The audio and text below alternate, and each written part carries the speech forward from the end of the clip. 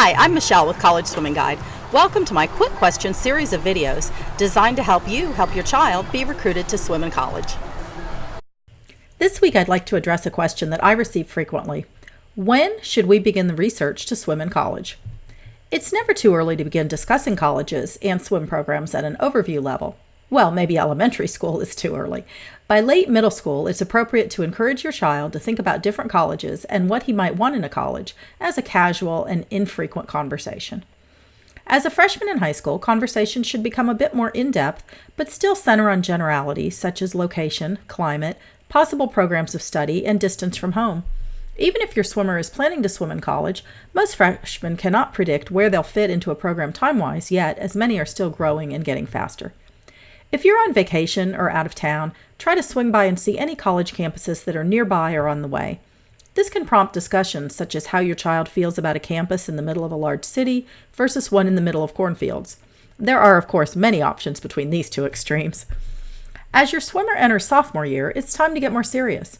The general discussions are still important, as well as thinking about where he wants to fit into a program in terms of being the fastest on the team and setting school records, not making the travel team his first year, or somewhere in between.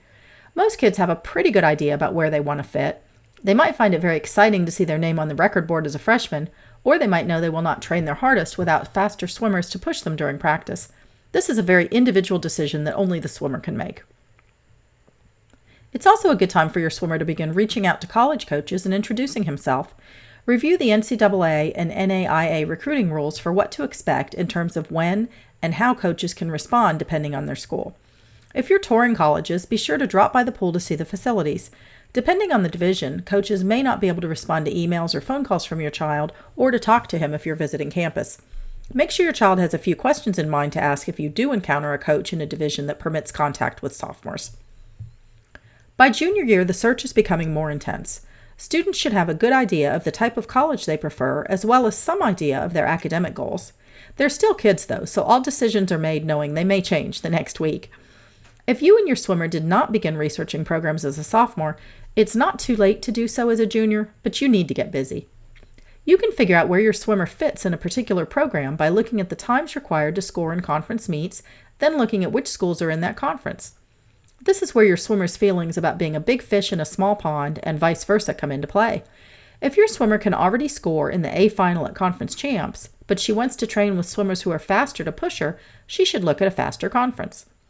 Conversely, if she wants to be on the podium at conference champs, she should not be looking at conferences where she would place 49th with her current times. During junior year, you should take as many college tours as fit into your schedule and budget to give your swimmer an idea of options. When you visit schools, be sure to check out the pool and see if you can meet with a coach. Coaches in all divisions are allowed to talk to swimmers visiting colleges by junior year. Your swimmer should be emailing back and forth with coaches at programs that interest him.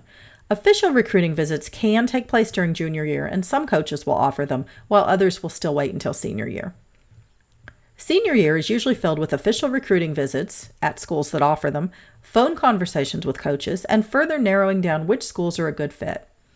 When possible, it's important for your swimmer to meet potential teammates at programs he's considering to see if he clicks with the team.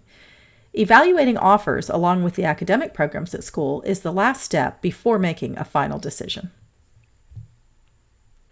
For more information on simplifying the recruiting process, check out the College Swimming Guide website at www.collegeswimmingguide.com to learn how to become a member of the Fast Lane. Members receive monthly action items, sample emails to coaches, lists of questions to ask coaches, and many more resources.